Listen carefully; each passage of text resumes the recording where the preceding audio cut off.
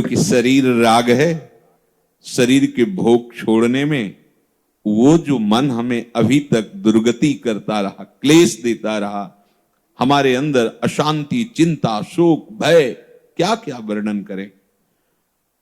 आज जब हमें सदगुरु कृपा से अवसर मिला है, इन सब प्रापंचिक भ्रमात्मक जो सुखाभास परिणाम स्वरूप दुख, इससे मुक्त होने का अवसर है, तो यही मन हमें धोखा दे रहा है, मन भयभीत कर रहा है। हम कैसे चल पाएंगे पूरा जीवन वैराग्य से? कभी कोई गलती हो गई तो, कभी कोई साथ न दिया तो, तुम्हें किसी साथी की जरूरत नहीं। जिसके साथी श्री कृष्ण है उसे किसी और साथी की जरूरत नहीं होती, और जिसके साथी श्री कृष्ण नहीं उसका कोई भी निर्वाह कर ही नहीं सकता। कैसे करेगा? क्योंकि सब जड़ शरीर को मैं मानने वाले हैं, वो तुम्हारा क्या साथ दे सकते हैं? जो सर्वव्यापी है अर्थात सब जगह है, सर्वशक्तिमान है अर्थात वो कर्तुम अकर्तुम अन्यथा कर्तुम सर्व समर्थ है वो, और हमें बहुत प्यार करते हैं। समस्त सुहृदों के अहेतुकी मित्र भगवान श्री कृष्ण है। अहेतुकी, किसी गुण से देखकर वो नहीं रिझते, वो अपनी तरफ से, देखो हम लोगों को अपनी तरफ से स्वीकार किया है। कितना सुंदर संयोग बैठाल दिया प्रभु ने, जो हम खोजते रहते तो भी ये संयोग न बैठता। अब प्रभु कह रहे हैं कि इस मार्ग में तो जो तुम कदम रखे हो तो सब तुम्हें आदर दृष्टि से देखते हैं। हम उसे युद्ध की जगह कर्तव्य पर देखते हैं। अब हमारा कर्तव्य है, जो भी भगवत प्राप्ति के मार्ग का पथिक है, कल चर्चा हुई थी कि सबसे पहली आवश्यकता है राग त्याग की, जिसे वैराग्य कहते हैं। वैराग्य शब्द से ही हमारे कान खड़े होने लगते हैं। वैराग्य मतलब कोई भयावह बात नहीं, ये मन तुम्हें धोखा दे रहा है। वैराग्य का तात्पर्य है महासुख की यात्रा, राग का तात्पर्य है दुख में नरकों की यात्रा। जब हम राग की तरफ कदम रखते हैं तो अमृत जैसा लगता है, लेकिन उसका परिणाम विष से भी भयानक है। विष से भयानक इसलिए कि विष तो एक शरीर को नष्ट करता है, पर विषय कई जन्म तक हमें नष्ट करते रहते हैं, इसलिए वो बहुत भयावह है। पर वो अमृत जैसा लगता है, और जब हम अध्यात्म में कदम रखते हैं तो विष जैसा लगता है। नींद भी नहीं ठीक से लेने को मिलता इसमें, तो 2 बजे जग जाओ। कैसे कह रहे हैं अच्छे पदार्थ भी मत पाओ, बंद कर दिया बाजार का बंद कर दिया। वो प्रश्न कि डबल रोटी तो अब हम बना नहीं पाते रोज भोजन, तो डबल बेकरी के बिस्कुट तो चल सकते हैं ना, वो अमुक चीज चल। हमारा उद्देश्य आपको परेशान करना नहीं है, परेशानी से मुक्त करना है। जितने भी पदार्थ बने हुए आते हैं वो वास्तविक आपके लीवर के लिए ठीक नहीं है, मान लीजिए, क्योंकि आपका अध्यात्म मार्ग है। आपको बहुत ही चर्बी रहित, रजोगुण तमोगुण रहित सात्विक आहार चाहिए, जिससे आप शांत गंभीर भाव से भगवत चिंतन कर सकें। इन सब पदार्थों में वो बात नहीं है जो हमें परमार्थ में पुष्टता दे सके। चाहे आप ये नमकीन, बिस्कुट, ब्रेड, जो भी आप लोग, इसे आपको लगता है कि समय बचता है, लेकिन समय प्रयोग कहां करते हो? विषय चिंतन में, राग द्वेष के चिंतन में, जागतिक चिंतन में। अगर राधा राधा कहते हुए 2 रोटी बना ली और नमक रख लिया, आप देख लो आपका चिंतन बदल जाएगा। कौन सी ठाकुर सेवा करनी है आपको? बहुत सहजता में समझ लीजिए ठाकुर सेवा का मतलब क्या है। आपकी क्रिया वेग को भगवान में अर्पित करना,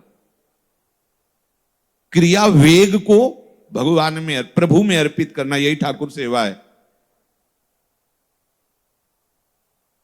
अगर आपके अंदर क्रिया वेग नहीं हो रहा है और आप सुबह से बैठे भगवत चिंतन में, आपको आश्चर्य होगा।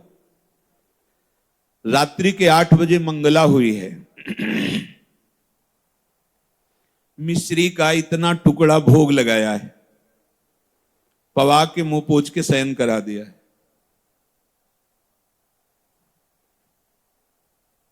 हमारी प्रतिपल सेवा हो रही है, समझना होगा। अगर हम केवल बाहरी क्रियाओं की प्रधान, अब जैसे तैसे पेट भर लो, बस ये करना वो करना वो, तो आप कभी धैर्यपूर्वक देख पाएंगे कि आपका स्वरूप क्या है, आपका मार्ग क्या है, आपकी चिंतन शैली क्या है, आप कितने विषयों से ऊपर उठ रहे हैं। इसको बड़ी सूक्ष्मता से समझना होगा। आप एक सेवा को क्रिया मान करके कर लिए तो विश्राम सेवा में नहीं, विषयों में होगा। देख लेना, अंदर से देख लेना, देख लीजिए, खूब नेत्र हैं फैला के देख लीजिए। उसको सुख बुद्धि विषयों में होगी, जबकि सुख सिंधु की सेवा में है। ये अनुभव की आध्यात्मिक बातें हैं, ये प्रापंचिक बातें नहीं कि आप बुद्धि की धरा से इसका निर्णय कर सको। हमारे एक एक श्वास, हमारी एक एक चेष्टा हमारे प्रभु में समर्पित है। हमको बस ये मूल देखना है। एक एक चेष्टा हमारी, बाहर से श्री जी की सेवा हो रही है, अंदर से चिंतन क्या चल रहा है। अगर बाहर से श्री जी की सेवा हो रही है, अंदर से विषय प्रियता का चिंतन चल रहा है, तो क्रिया हो रही, सेवा नहीं। क्रिया हो रही, क्रिया, और क्रिया का फल है। और सेवा अपनेपन को पुष्ट करती है। अपनेपन से ही हमारे लाडली लाल मिलते हैं, इसीलिए सेवा प्रधान रखी गई। सेवा से अपनापन, पर सेवा करते हुए यदि चिंतन अन्य का हो रहा है, विषय का हो रहा है, देह के राग द्वेष का हो रहा है, इंद्रियों के सुख भोगों का हो रहा है, तो वो सेवा नहीं है, वो क्रिया है। क्रिया का फल होगा। सेवा से अपनापन, अपनापन से लाडली लाल की समीपता, सीधे समीपता, क्यों में वहां कोई स्थान ही नहीं। इसलिए जिसको ऐसा लगता है कि हमारा समय बचता था हम बाजार की वस्तुएं प्रयोग करके, वो हमारा समय प्रयोग में नहीं आता है।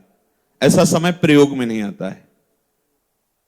आप धैर्यपूर्वक, जब आपको 24 घंटे में समय मिले, तब आप सीधे सरल भाव से कोई सब्जी, कोई दाल एक उबाल ली, 4 रोटी बनाई, इनको दिखा दिया, पा लिया। हर समय भजन में डूबो। पोछा लगा रहे हैं तो श्री जी का चिंतन हो रहा, नाम जप। शरीर क्रियान्वित हुए बिना रह नहीं सकता, समझना। सूक्ष्म शरीर हर समय चंचल रहता है, क्रियान्वित रहता है। इसलिए महापुरुषों ने क्रिया वेग को परम पवित्र करने के लिए सेवा पद्धति दी है। क्रिया कर रहे हैं तो हमें इनसे प्यार ही हो जाएगा, ऐसा नहीं है।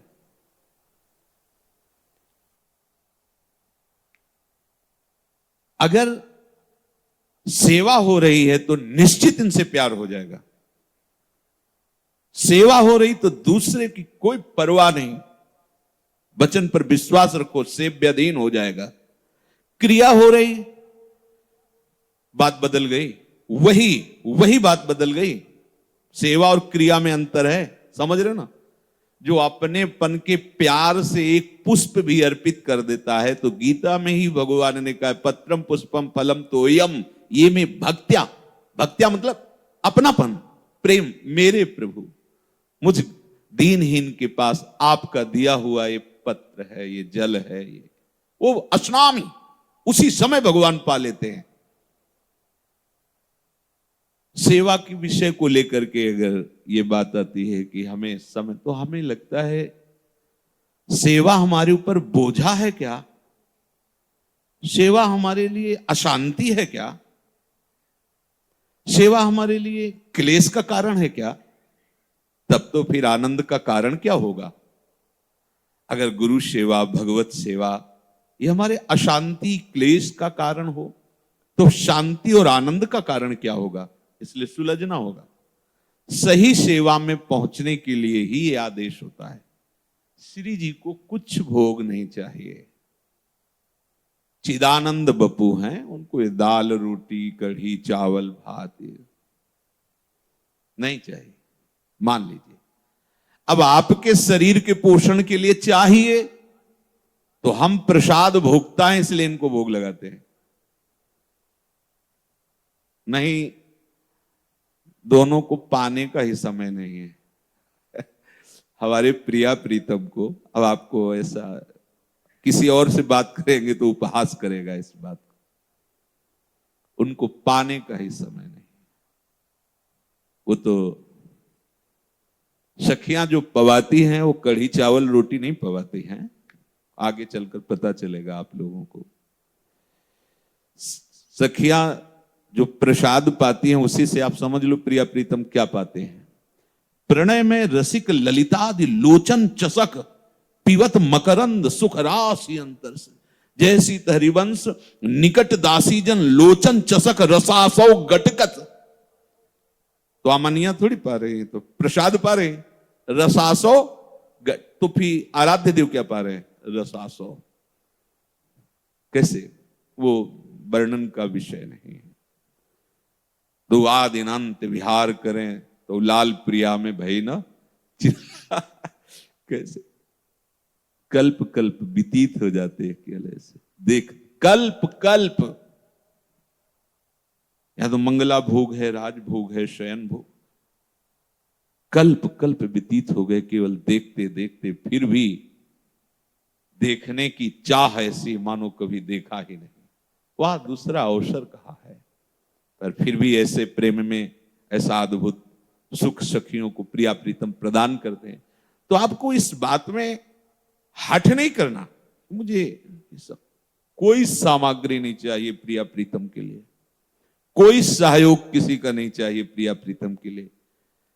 आप, सिर्फ आप चाहिए प्रिया प्रीतम के लिए। आपने जो अपना मान रखा है वो अर्पित कर दो। उनको जरूरत नहीं है, जिससे तुम्हारी दुर्गति हुई है अन्य अपनापन मानने से, उस अपनापन को इनको समर्पित कर दो और इनको सिर्फ आप चाहिए। किसी के जैसे बहुत अच्छे अच्छे भोग लगते हैं, खूब आभूषण वस्त्र और खूब बहुत सुंदर सब, लेकिन अपनापन शरीर और शरीर के संबंधियों में है तो फल मिलेगा, क्योंकि क्रिया हो रही है, सेवा नहीं। और कुछ नहीं है, एक पत्ता किसी वृंदावन की लता का, एक पुष्प, और वो अंदर का भाव की लाडली किसी योग्य नहीं हो। आपको क्या दुलार करूं, बस जैसा हूं आप हो गया, निहाल हो जाओगे, इतने में निहाल हो जाओ। बस समझ जाओ केवल बात, हमारी श्री जी को क्या चाहिए। अगर श्री जी को कोई भोग राग, कोई वस्तु, कोई प्रियता ऐसी होती तो उनके दूल्हा ही अनंत ब्रह्मांडों के स्वामी है। फिर श्री जी चाटुकारिता करती अपने दूल्हा की, लेकिन यहां तो देखने में आता है कि दूल्हे राजा जो अखिल कोटि ब्रह्मांडों के स्वामी, जिन्हें ब्रह्म कहा गया, परमात्मा कहा गया, आनंद समुद्र कहा गया, भगवान कहा गया, वो कैसे चाटुकारिता करता है श्री जी की, ले श्री जी की दासियों की। क्यों? क्योंकि श्री जी रसदात्री हैं। मांगत लाल लाड़िलो नागर। कौन? आज तक किसी की मांग पूरी हुई तो उनसे, और वो कहां? तो हमारी श्री जी को क्या चाहिए? सोने का मुकुट तो जी उनके दूल्हा की मंद मुस्कान से प्रकट हुई माया की एक एक कोने में एक पर्वत है, 4 लाख योजन लंबा और चौड़ा सोने का, जिसे सुमेरु पर्वत। 1 योजन 4 कोश, 1 कोश 3 किलोमीटर। देखो 3 किलोमीटर कितना होता है? 4 लाख योजन मुकुट चाहिए उनकी प्रियतमा को।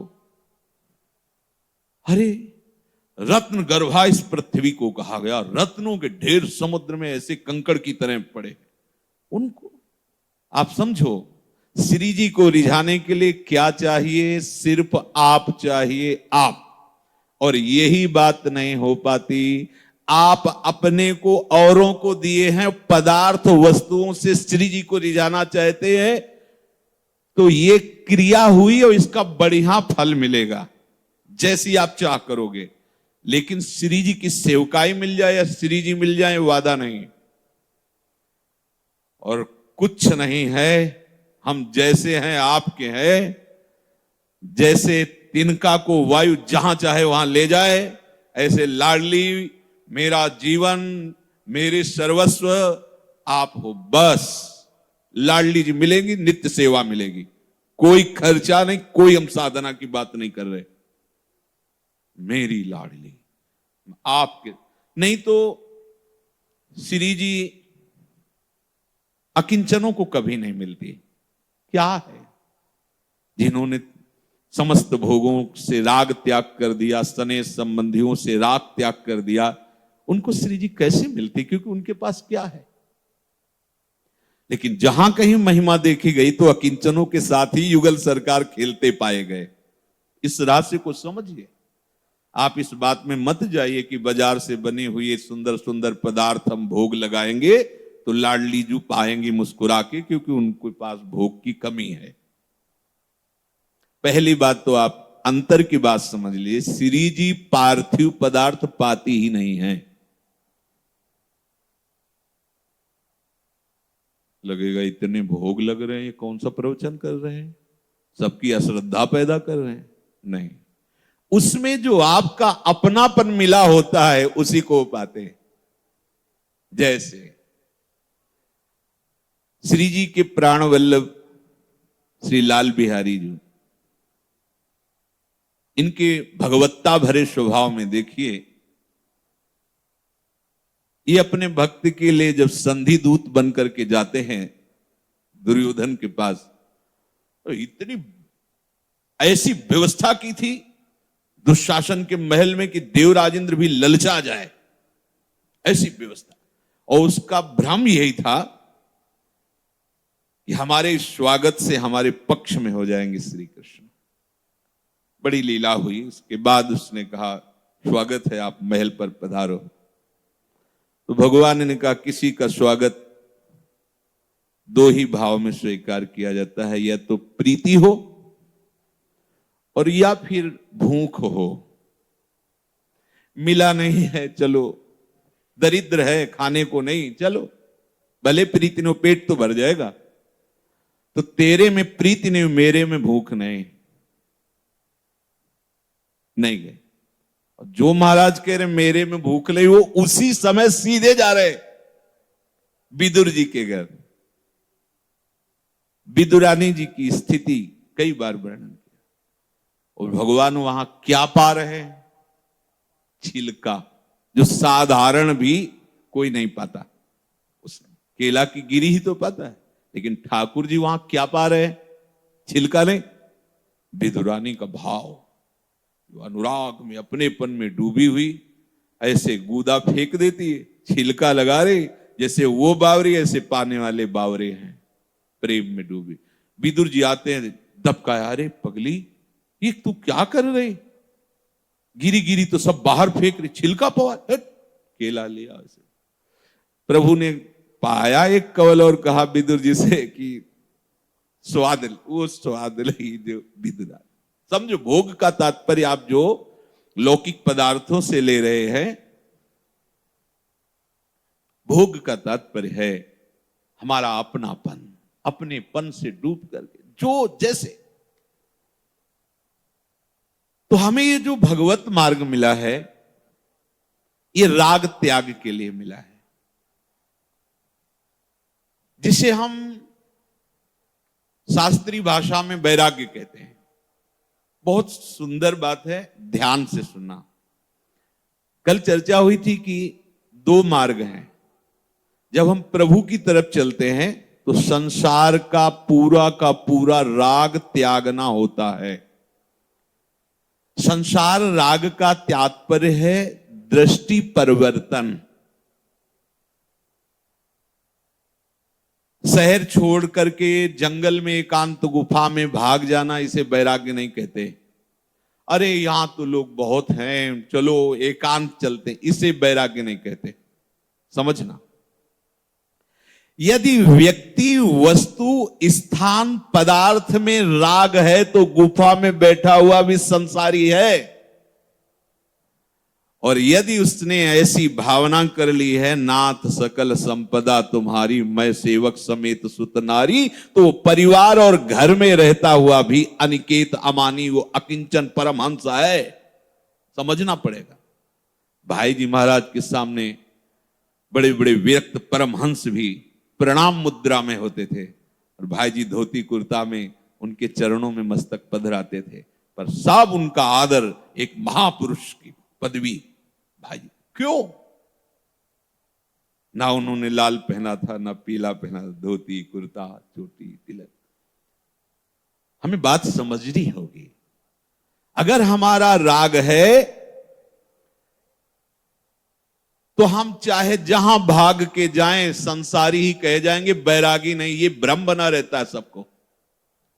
वैराग्य मतलब हमारे सामने एक लंगोटी पहने या फटे पुराने कपड़े पहने ही एकांत गुफा में बैठा हुआ व्यक्ति आ जाता है झांकी। वैराग का मतलब ऐसा ही होता होगा।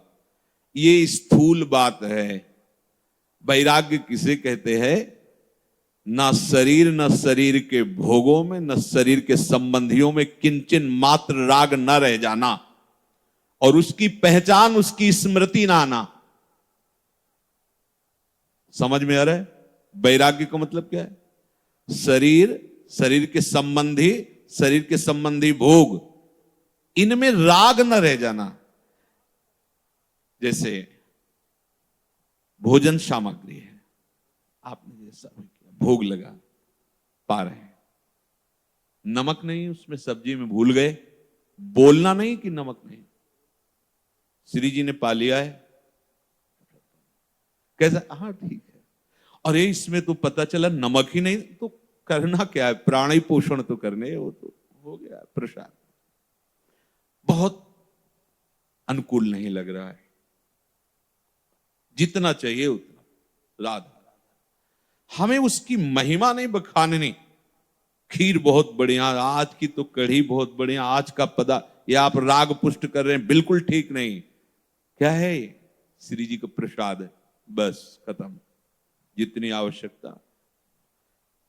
ये छोटी छोटी बातें आपके राग को काटना शुरू कर देंगी। आपको लगता है छोटी बात है, जैसे हम कहते हैं कि आप रज लगाइए, पूरे शरीर में रज लगाइए। जैसे कोई कहता मेरे से होने वाला नहीं, तो आप राग ही तो कर रहे हैं ना। मेरा का तात्पर्य आपने शरीर में इतना ममता रख रखी, कैसे रज? अरे ये जिंदा मुर्दा है, तुम्हें क्या समझ में आ रहा है? जो चैतन्य घन परमात्मा तत्व है, उसी से चैतन्य हो रहा है, नहीं मुर्दा टहल रहा है, कुछ नहीं इसमें। जिन्हारी भगत हृदय नहीं आनी, जीवित सब समान ते प्राणी। इस पर तुम प्यार कर रहे हो, इससे राग कर रहे हो, यही तो फसाव है। यदि संसार के राग का त्याग कर दे तो भगवत मार्ग का वो अधिकारी हो जाता है। अभी भगवत प्राप्ति नहीं हुई, मार्ग का अधिकारी हो जाता है। किसी से कोई राग नहीं। आप संतों के चरित्र पढ़कर, सुनकर क्या आप देख पाते हैं? देखो, गृहस्थ में चीदर चिदरानी जी,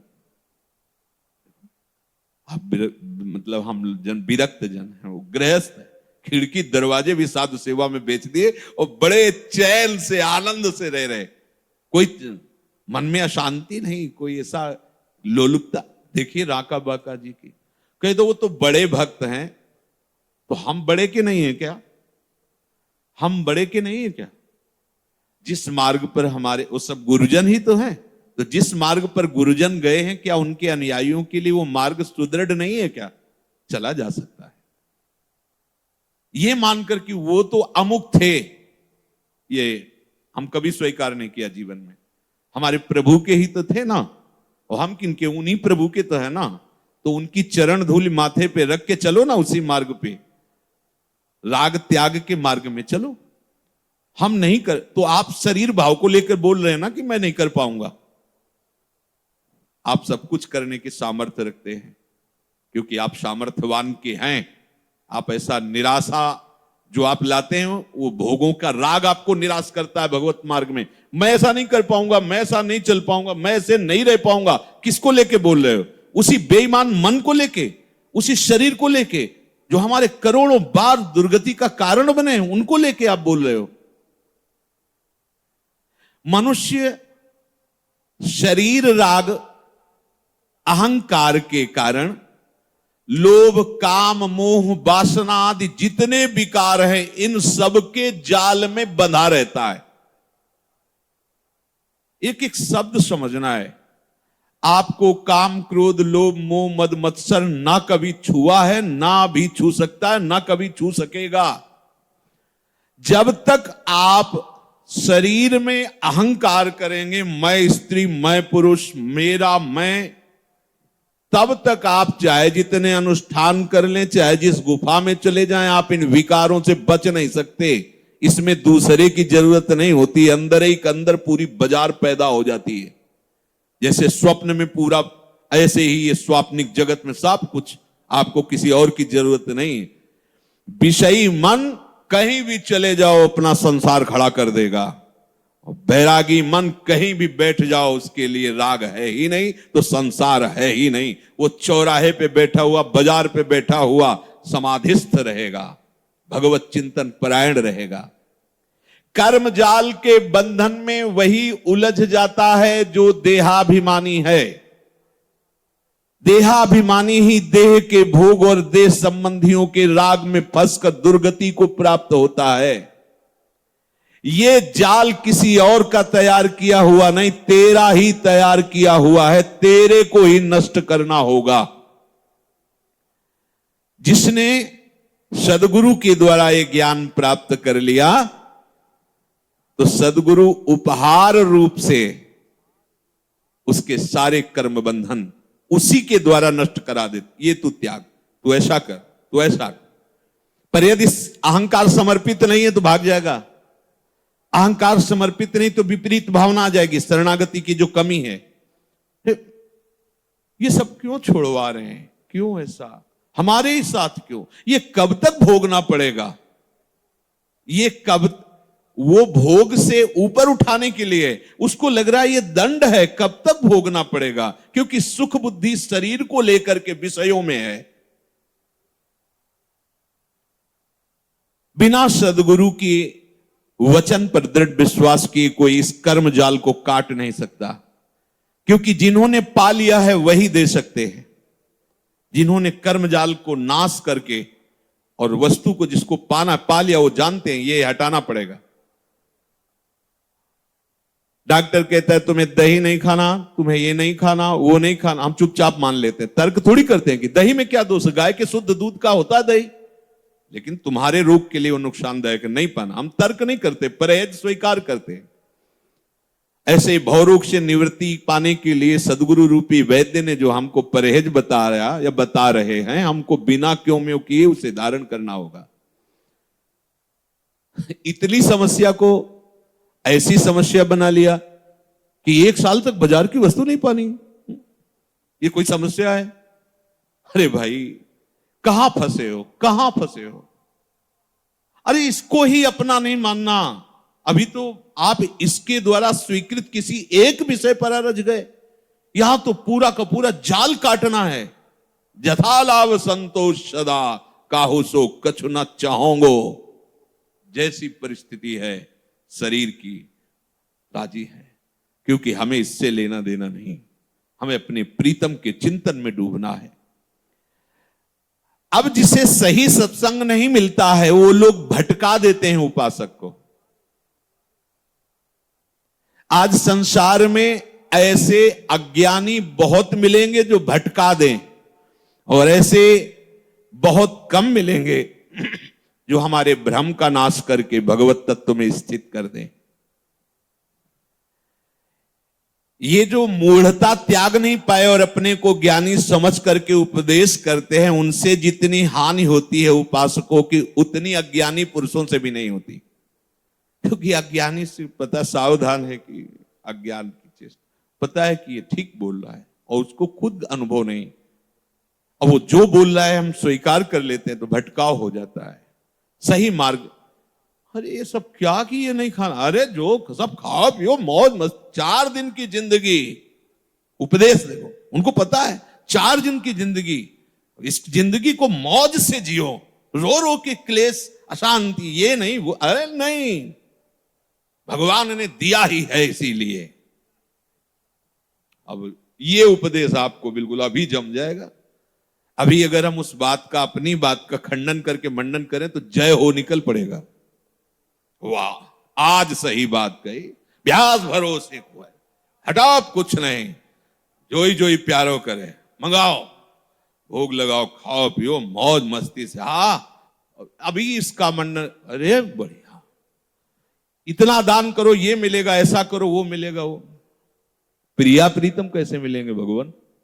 अब हवा निकल गई, क्योंकि प्रिया प्रीतम से संबंध ही नहीं हुआ अंदर से, तो उसकी बात क्या हो। तो यहां कह रहे हैं कि आज संसार में ऐसे मूढ़ पुरुषों द्वारा ज्यादातर, जिनको स्वयं का अनुभव भगवत तत्व का नहीं है और भगवत भाव का उपदेश करते, उनसे जितना साधकों की हानि होती उतना ज्ञानियों से नहीं होती। ये उन महापुरुष के वचन हैं जो जनक जी के भी वचन बंद करवा दिए। ये अष्टावक्र जी की वाणी है। उन जनक जैसे सब हंस दिए, सभा में खड़े होकर के, वो भी बहुत जोर से हंसे अष्टावक्र जी। तो जनक जी ने कहा कि आप क्यों हंसे?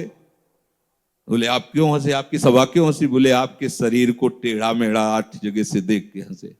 बोले हमें तो सुनने को मिला था विदेहराज की सभा ज्ञानियों से भरी हुई, यहाँ चर्मकारों से भरी हुई सभा को देखकर हंसी आ गई। बोले तुम हमारे ऋषियों को और ज्ञानियों को चर्मकार कैसे कर सकते हो? तो बोले देख करके क्या हंसे, ये चमड़ा हड्डी मांस स्वरूप को देखा? बंद जनक का, जो जनक का भी मुख बंद कर दे विदेहराज का, उनकी वाणी।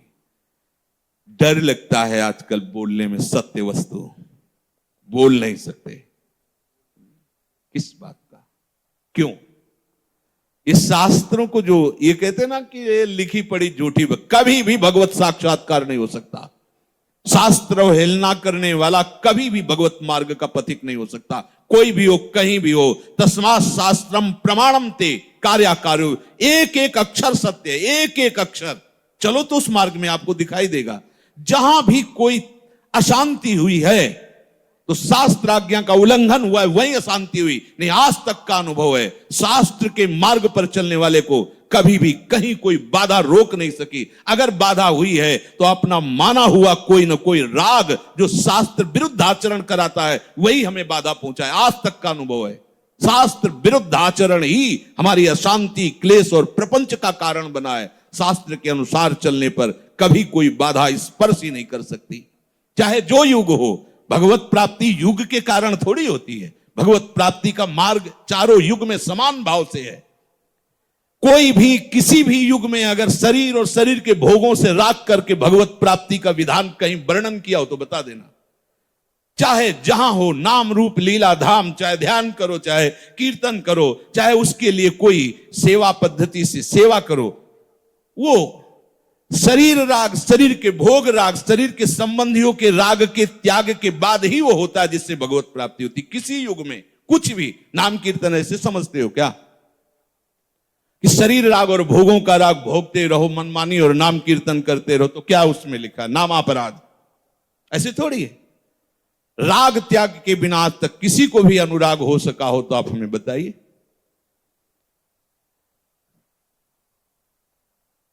यहां वैराग्य की भावना को पुष्टि किए बिना इस रस को प्राप्त नहीं कर सकता। भगवान कह रहे हैं कि तुम्हें ये बहुत बढ़िया अवसर मिला है, अब कीर्ति तुम सुन नहीं पाओगे। ऐसी अब कीर्ति होगी यदि इस जन्म में भगवत प्राप्ति नहीं कर पाए। अपने लोगों के लिए जो मार्ग मिला है, चूक गए तो ठीक नहीं। तो हमें क्या करना है? समस्त रागों से मुक्त होना है। मुक्तिमिच्छसि चेत्तात विषयान विषवत त्यज। क्षमार जव दया तोषम सत्यम पीयूषवत भज। यदि तू प्रभु से प्यार करना चाहता है, भगवत प्राप्ति करना चाहता है, निर्विषय परम आनंद में डूबना चाहता है, तो विषयों को विष के समान तुझे छोड़ना ही होगा। किसी भी शास्त्र को ले लो, किसी विषय चुगा जिन चुगे मन, चुगत कछुक सुख होए, फिर फांसी ऐसी परे तेसम दुख न हो। ध्रुवदास जी, मत चुगो। तुम्हें दाना दिखाई दे रहा, जाल नहीं दिखाई दे रहा है। ऐसे ही तुम्हें दिखाई दे रहा है ये भोग भोग लें तो हम सुखी हो जाए, लेकिन उस भोग का जाल तुम्हें फंसा देगा। एक वाक्य याद रखो, वैराग्य के बिना न ज्ञान है न प्रेम है। बिल्कुल सच्ची बात। जगते भयो फिरे बैरागी, अब वृंदावन रस में अनुरागी। इंद्रियों द्वारा भोगे जाने वाले विषयों में आसक्त ना होना, यही वैराग्य का स्वरूप है। जितनी आवश्यकता, न्यूनतम आवश्यकता का प्रयोग किया जाए शरीर के लिए, अपने लिए नहीं। हर चीज से भूल मिटानी। बोले हम तो थोड़ा कम खाते हैं, नहीं, प्राणों को, इस शरीर को थोड़ा कम भोजन चाहिए, इसलिए कम देते हैं। हम कम खाते नहीं हैं, कम देते हैं। बहुत अंतर हो गया। हम थोड़ा भोजन पाते हैं और हम इस शरीर को कम भोजन देते हैं, दोनों में अंतर हो गया। स्वयं भोक्ता चाहे कम हो चाहे ज्यादा, फंसे तो हो ही, और इसे देते हैं मतलब इससे काम निकालना है, इसको उतना देते हैं बस। अब इसके अंतर में आइए, आप पाते हैं या इसे देते हैं? अगर आप पाते हैं बदलाव कीजिए। कहते प्रसाद तो इस प्रसाद से ये देह पुष्ट होता है, और जो प्रसाद तुम्हें सत्संग में मिल रहा है इससे स्वरूप पुष्ट होता है, और स्वरूप से ही सेवा में प्रवेश होगा। इस देह की भी आवश्यकता है, इसलिए ये प्रसाद की आवश्यकता है। ये विषय केवल शरीर और मन को तुष्ट कर सकते हैं, आपको नहीं। आपकी खुराक नहीं है। कोई भी त्रिभुवन में रचा हुआ विषय आपकी खुराक नहीं है। फिर ये भोग वासनाएं, कभी भोग कर कोई तृप्त नहीं हुआ। दो बातें, ये भोग केवल शरीर और मन को तुष्ट कर सकते हैं, आपको नहीं। ये भोग वासनाएं कभी तृप्त नहीं होने देंगी। आज तक नहीं हुए, अनुभव देख लो। बार बार उन्हीं भोगों के भोगने के लिए उठेंगी, और अनेक जन्मों से ऐसे ही उठती चली आई है, और अगर संभले नहीं तो ऐसे ही ये फंसाती चली जाएंगी। मनुष्य शरीर पर शरीर बदलता जाएगा, और मन उसी वासनाओं में फंसा के भोगों में लगाए रखेगा। अये चैतन्य, तू मत फंस। भगवत प्राप्ति की इच्छा रखने वाले उपासकों, इंद्रियगत विषयों को विष के समान जानो, ऐसा सब संतों ने, सब मार्ग के महापुरुषों ने कहा है। इन विषयों के प्रति जो तुम्हारी प्रियता है, यही तुम्हारे दुख, क्लेश, जन्म, मृत्यु का कारण है। विषय भोगों के प्रति जो तुम्हारी प्रियता, अच्छा लाओ लाओ, उदासीन, ठीक है। जैसे शरीर को किसी भी भोग के लिए जो शास्त्र विरुद्ध है वो तो कदापि नहीं। जो शास्त्र अनुकूल विषय है वो भी न्यून, अल्प मात्रा में, जिससे हमारा खर्चा अल्प हो। जैसे ज्यादातर हमारा फसाव दो इंद्रियों में होता है, रसेंद्रिय और जनेंद्रिय। अगर वैरागी है तो बहुत जल्दी इंद्रियों को काबू में करने का अवसर है, अगर गृहस्थ है तो उसमें बहुत लड़ाई लड़नी होती है, क्योंकि उसके सामने हर समय विषय रहते हैं, हर समय वो उसी विषय समुद्र में मानो रहता है। उसको बचना, और जो उससे बच जाए फिर उसे महापुरुष कहते हैं। विरक्त के लिए अगर वो साधु संग में है तो मुझे लगता है कि विशेष कोई आक्रमण ही नहीं है, केवल वो आज्ञा के अंतर्गत रहे। पर उस गृहस्थ से पूछा जाए तो कितनी बड़ी लड़ाई है। हर समय उसके पास वो सब है जिससे राग रहित होना है, और वो उससे राग रहित कैसे हो, हर समय है। वही छोटे छोटे बच्चे, पत्नी, पुत्र, परिवार, उनका भरण पोषण, उनकी मनोनुकूल वृत्तियों के अनुसार चलना कितना कठिन है। हमें तो जब चिंतन करते हैं तो ऐसा लगता है विरक्त वैरागी से भी ज्यादा कठिन साधना गृहस्थ की है, अगर वो भगवत प्राप्ति के मार्ग में चलता है तो। क्योंकि हम जिन विषयों से विमुख होकर एकांत में अपने को बचाने की चेष्टा करके सफल हो रहे हैं, वो उन्हीं विषयों के बीच में रह करके उन विषयों से बचने की चेष्टा कर रहे। प्रणाम है उनकी साधना को। हम तो दरवाजा बंद कर लिया, नहीं देखना, नहीं बोलना, मन कह रहा है पर नहीं करेंगे, और वो दरवाजा भी बंद किया तो वही सब उनके पास है, उन्हीं से राग छो, उन्हीं के पास है।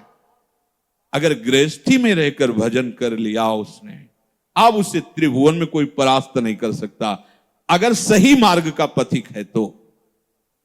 अतः चाहे वो गृहस्थ हो या विरक्त हो, उसे भगवत प्राप्ति के लिए विषयों का त्याग करना ही पड़ेगा।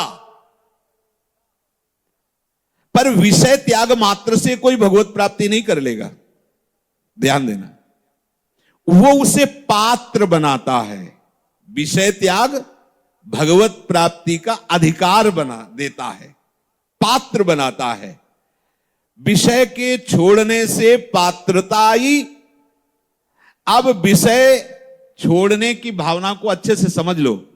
जैसे आज आप वैराग्य की बात बोले, खाना नहीं है, पीना नहीं, कपड़ा नहीं पहनना, बिस्तर में नहीं लेटना, बस दिगंबर हो जाना है, भूख से मर जाना है, इसे वैराग्य नहीं कहते, इसे मूर्खता कहते हैं। शरीर को जीवित रखना है, स्वस्थ रखना है, पवित्र रखना है, क्योंकि भगवद यात्रा करनी है। तो ये गाड़ी है भगवद यात्रा की, कोई भी पुर्जा ढीला नहीं होना चाहिए। यावत स्वस्थमिदम, पर इसकी न्यूनतम आवश्यकताएं जो शास्त्र सम्मत हैं, जो यथा लाभ प्राप्त हैं, उतने से काम चलाओ। हमको ये वस्तु चाहिए, ये व्यक्ति चाहिए, ये स्थान चाहिए, ये बात खत्म करो। जो तुम्हें आवश्यक है वो प्रभु ने दिया है, जो आवश्यक होगा वो प्रभु देंगे, तुम्हें मांगने की जरूरत नहीं है। अगर आपके पास ऐसा लगता है कि बहुत न्यूनतम व्यवस्था है तो आप इसी के अधिकारी हो, क्योंकि अगर अधिकतम हो जाएगी तो आप परमार्थ में नहीं चल पाओगे। प्रभु ने ठीक से दिया है, वो देख लेते हैं कि 10 रुपया खर्चा करने का अधिकारी है तो 10 ही देंगे, और ये 10 लाख खर्चा करके भी फंसेगा नहीं तो उसे 10 लाख दे देते हैं। उनका है, मालिक का कार्य है ये कोई ना समझे कि वैराग्य का मतलब कपड़ा उतार के फेंक देना होता है, आज से भोजन बंद कर देंगे, ये सब मूर्खता होती, वैराग्य नहीं कहते। वैराग्य का तात्पर्य है शरीर मैं नहीं हूं, मेरा नहीं है, पर शरीर को रखने की आवश्यकता है साधन मार्ग के लिए। तो इसे समय से जो यथा लाभ भोजन मिला है, वस्त्र मिला है, सैया मिली है, व्यवस्था मिली है, वैसे हम इसे, हमारी चाह नहीं है। चाह करके एक लंगोटी लगाना भी रागी है, और चाह नहीं तो सम्राट पद पे बैठे हुए अम्बरीश जी भी बैरागी हैं, भगवत अनुराग में मगन है। समझना होगा, चाह किए हुए एक कमंडल पे चाह हो जाए तो वो रागी है, और चाह रहित विदेह राज मिथिला के राजा बने हुए बैठे हैं, लेकिन बड़े बड़े परमहंस उनका उदाहरण देते हैं। समझना पड़ेगा ये बात। राग त्याग ही बैरागी है, बैराग्य ही भगवत मार्ग की पात्रता लाता है। अनेक जन्मों तक लोभ मोह काम क्रोध ईर्ष्या द्वेष घृणा दुख चिंता ये सब भोगते रहे इसी राग के कारण। मूल कारण यही राग है। समस्त बुराइयों का मूल कारण राग है, दुर्गति का मूल कारण राग है। अब उपासक ने जब राग त्याग किया तो वो भगवत प्राप्ति नहीं कर लिया, भगवत प्राप्ति का पात्र बन गया। अब इस पात्र को सदगुरुदेव भरेंगे। पात्र में जो विषय रूपी जहर भरा था, पहले उपदेश के द्वारा उसे खाली करवाया। इसी खाली होने में ही पात्र टूट जाए तो बात अलग है। प्रायः खाली करने ही नहीं देते। अगर सदगुरुदेव की आज्ञा में बने रहो तो एकदम आप देखेंगे बिना किसी प्रयास के अनायास ही आपकी वो स्थिति आ रही जो शास्त्रों में वर्णन है। आप देख लीजिए केवल। और जहां आपका अस्तित्व है, अन्य आश्रय है, उनकी आज्ञा उल्लंघन करने की आप में सामर्थ्य है, फिर कोई उपदेश काम नहीं करेगा। 5-5, 7-7 वर्ष सत्संग सुनने के बाद जैसे के तैसे रे, कोई रंग नहीं चढ़ा। और 5 मिनट सत्संग सुनने के बाद ऐसा रंग चढ़ा कि भाग के कोई केरल से, कोई कहां से बन के भगवत मार्ग के पथिक श्री जी की से क्या अंतर है। जहर भरा है, उसे खाली नहीं करने दे रहे। जो विषय रूपी जहर हृदय में भरा, गुरुदेव वचन के द्वारा उसे खाली करवाए। इसके बाद कृपा के द्वारा उसमें प्रेम रस भरा। ये साधना से नहीं, या गुण साधन ते नहीं हुई, तुम्हारी कृपा पाओ कोई कोई। रेमन रसकन संग बिन रंचन उपजय प्रेम, ना पाई है बिन स्वामी यह केल, विपिन बसत वैराग्य जुत ज्यों लड़काई खेल। यही रहस्य है। वैराग्य जुत हो, पात्र तो हो गया, पर स्वामी नहीं मिले तो रस कौन भरे, प्रेमामृत कौन भरे। उसमें पात्र तो विषय रस से खाली कर दिया, वैराग्य से। अनुराग बोले ये गुरु कृपा ही केवलम। अंतःकरण को स्वच्छ कराकर सद्ज्ञान का अमृत सदगुरुदेव उसके हृदय में भरते हैं।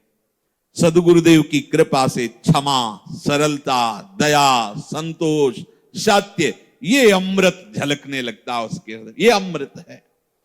उस अमृत की शीतलता में अविद्या ताप का नाश हो जाता है। अब खत्म जन्म जन्म की बिगड़ी। अब उसे शाश्वत आनंद की प्राप्ति हो जाती है।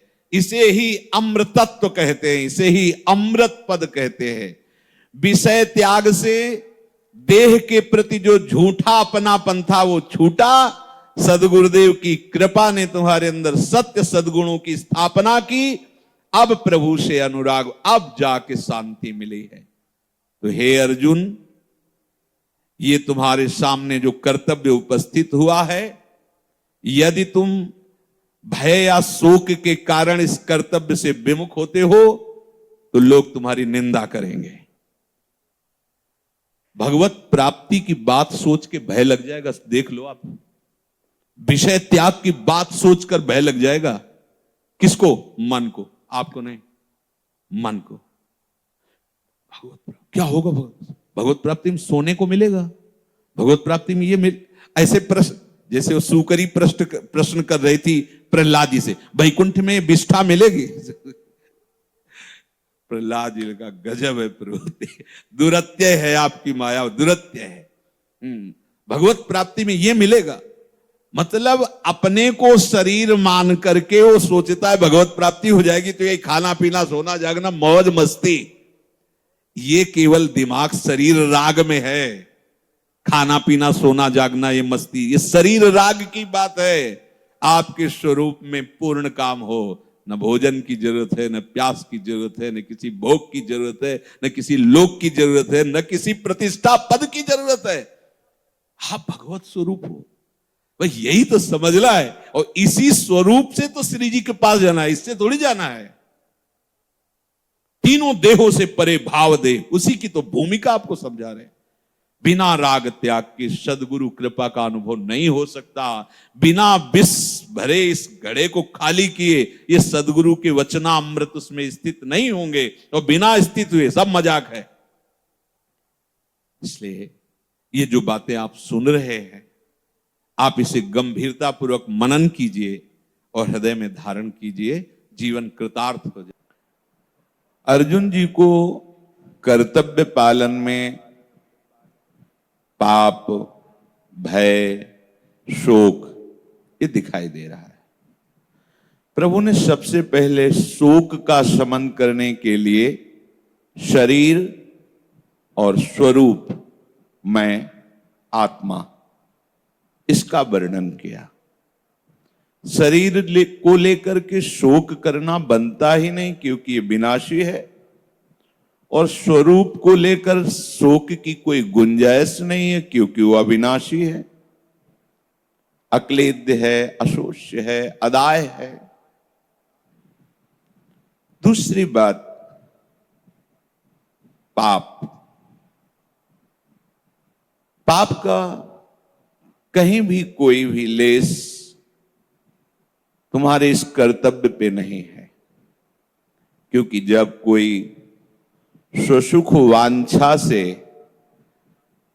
अपनी भोग वासना पूर्ति के लिए शास्त्र विरुद्ध आचरण करता है तो पाप लगता है। यदि अपने धर्म के अनुसार कार्य किया जाए, शास्त्र सम्मत कार्य किया जाए, तो देखने में भले वो ऐसा लगे कि क्या ये पाप है क्या, पर वो पाप नहीं होता। जो सिद्धांत है, शास्त्र प्रमाणित है, उससे सुकृत होते हैं। अगर सुकृत के फलों से भी निरपेक्ष हो जाए तो वही साधन बन जाता है भगवत प्राप्ति का। और रहा भय कि हमारा धर्म का नाश हो जाएगा, कुल की स्त्रियां पवित्र हो जाएंगी, वर्ण संकर संतानें पैदा होंगी। भगवान कहते हैं सब तुम्हारे अज्ञान की धरा की बातें हैं। यदि तुम हमारी बात मानकर अपने कर्तव्य का पालन नहीं करोगे तो लोग तुम्हारी जो प्रशंसा करते थे कि अहो भाग्य, तुम्हें ऐसा अवसर मिला, सबके लिए मनुष्य जन्म मिला, भगवत प्राप्ति का मार्ग मिला, सद्गुरुदेव मिले। अगर अब भी आप अपना उद्धार न कर पाए, इस कर्तव्य कर्म से विमुख हो गए, तो लोक लोकांतर में तुम्हें भटकना पड़ेगा और तुम्हारी निंदा होगी, अपमान होगा। अर्जुन जी से कह रहे हैं कि तुम्हारा छात्र धर्म है और बिना किसी हिचक के तुम्हें इस कर्तव्य का पालन करना चाहिए। न शोक, न भय, न पाप, इसकी चिंता मत करो, क्योंकि तुमने नहीं चाहा युद्ध, ये स्वयं प्राप्त हुआ है। हमने भी संधि का विधान किया लेकिन वो लोग नहीं माने। वो कहते हैं बिना युद्ध के मैं सुई की नोक भर भूमि देने के लिए तैयार नहीं हूं, तो अब तुम्हें युद्ध करना ही चाहिए, तुम्हारा कर्तव्य है। प्रभु कह रहे हैं अवाच्य वादांश्च बहून वदिष्यन्ति तवाहिता निंदन सामर्थ्यम ततो दुख तरम नुकिम। ये तेरे जो द्वेष करने वाले लोग हैं ना, इतनी अशांति पैदा कर देंगे कि तुम सह नहीं पाओगे। तेरी निंदा करेंगे, सामने बड़ा वीर बनता था, हम परमार्थ पथ पे चलेंगे, भजन करेंगे, और पीला पहन लिया, लाल पहन लिया, वृंदावन वासी हो गए। क्या हुआ? आ गए ना लौट के वहीं। नाटक। ये हमें जो कर्तव्य प्राप्त हुआ है उस पे हमें सुदृढ़ होना है। जब हम कर्तव्य पे चलते हैं फिर हमारी कोई निंदा करता है तो वो निंदा दुख प्रदान नहीं कर सकती, क्योंकि हम सत्य मार्ग पर चल रहे हैं, अपने कर्तव्य का पालन कर रहे हैं। पर यदि हम कर्तव्य से विमुख हो जाए फिर हमारी निंदा हो तो असहनीय, फिर आप सह नहीं पाएंगे। द्वेषी जन आपसे जब द्वेष का बर्ताव करेंगे, आप परमार्थ से, अपने परम कर्तव्य से विमुख हो गए तो किसके बल पर सहेंगे? फिर वो असहनीय हो जाएगी। बहुत से ना कहने योग्य वचन तेरे लिए कहेंगे। निंदन तव सामर्थ्यम, तुम्हारी सामर्थ्य की निंदा कर। ततो दुख तरम नुकीम, इससे बड़ा और क्या दुख होगा।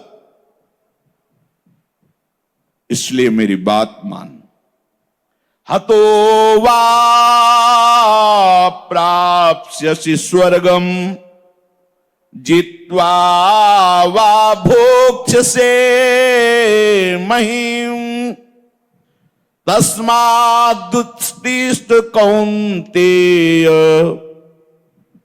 युद्धाय कृत निश्चयः। निश्चय करो, अब हम अपने कर्तव्य से बिल्कुल नहीं डिगेंगे। कृत निश्चय, निश्चय बहुत बड़ी ताकत है निश्चय में। यहां जो प्रभु कह रहे हैं कि हतो वा प्राप्स्यसि स्वर्गम, अब देखो उस कर्तव्य कर्म की परिणाम वृत्ति को स्वयं भगवान वर्णन करते हैं। इसलिए कर्तव्य प्रधान क्या है आगे खुद अर्जुन जी पूछेंगे कि आप हमें बताइए, तो बताते हैं मन मना भव मद भक्तो माद्याजी माम नमस्कुरु। क्योंकि यहां जिस कर्तव्य पालन की प्रेरणा प्रभु दे रहे हैं उनका अवतार ही हुआ है। जो अधर्म आचरण करने वाले हैं उनका विनाश आए, जो दुष्कृताम, दुष्कृत कर्म करने वालों का विनाश करना, उस विनाश के लक्ष्य में इस कर्तव्य का उपदेश कर रहे हैं। भगवान का अवतार हुआ है। जो भगवत मार्ग में शास्त्र सम्मत चलने वाले हैं, परित्राणाय साधूनाम विनाशाय च दुष्कृताम धर्म संस्थापनार्थाय संभवाम युगे युगे। पर इस समय जो अर्जुन जी को कर्तव्य का भगवान उपदेश कर रहे हैं उसका फल क्या बता रहे हैं। कह रहे हाथों वा प्राप्स्यसि स्वर्गम और जित्वा वा भोक्ष्यसे महीम। यदि युद्ध में तुम मारे जाते हो तो तुम्हें स्वर्ग की प्राप्ति होगी। स्वर्गो स्वल्प सुखदाई, जो स्वर्ग का सुख है वो अल्प है। पुण्य क्षीणे मृत्यु लोके विशंति, कोई खास बात नहीं हुई। और अगर जीत गए तो पृथ्वी का राज्य भोगोगे, दोनों खास बातें नहीं। स्वर्ग का राज्य शरीर छोड़ने पर और जीतने पर, युद्ध विजय प्राप्त करने पर पृथ्वी का राज्य। भक्तजन इन दोनों को तिनके के समान त्याग देते हैं। तभी अर्जुन जी का आगे प्रश्न भी होता है प्रभु से। और ठीक इसी श्लोक के बाद इसी कार्य से परम पद कैसे मिलेगा भगवान को बताना पड़ा, क्योंकि ये कोई खास बात नहीं हुई। हतो वा प्राप्स्यसि स्वर्गम जित्वा वा भोक्ष्यसे महीम तस्मात् उत्तिष्ठ कौन्तेय युद्धाय कृत निश्चय। निश्चय कर। जब कोई भगवत मार्ग में चलता है, मन वचन कर्म से प्रभु को अर्पित होता है, तो स्वर्ग लोक की क्या बात है, उसे ब्रह्मलोक भी फीका लगने लगता है। कोई भी ऐसी भोग सामग्री नहीं है, क्योंकि सब मायाकृत है। क्या कर्तव्य पालन का फल मायाकृत खिलौनों से है? ये पृथ्वी का राजा बनना या स्वर्ग का राजा बनना, ये मायाकृत एक नाटक में एक पदवी मिल जाना है, खास बात नहीं। माया के अंतर्गत ही स्वर्ग भी है और ये भूमंडल भी है। तो जगत गुरु भगवान इस भूमंडल का राज्य या स्वर्ग का राज्य देने की बात कहकर अर्जुन को कर्तव्य में लगा रहे हैं। इसका क्या कारण है? क्योंकि इनका अवतार ही हुआ है, इन दोनों महापुरुषों का, इस जगत से दुष्कृत करने वालों का उद्धार करना। जो विनाशाय का तात्पर्य है, भगवान इसीलिए बैठे हुए हैं। जिस जिसका विनाश सामने से हो रहा है उनको भगवान देख रहे हैं और भगवान को वो देख रहे हैं। ये सीधे सब परम धाम जाएंगे। क्योंकि अंतिम समय भगवान का लेकिन अर्जुन जी को भगवान कह रहे कि अगर तुम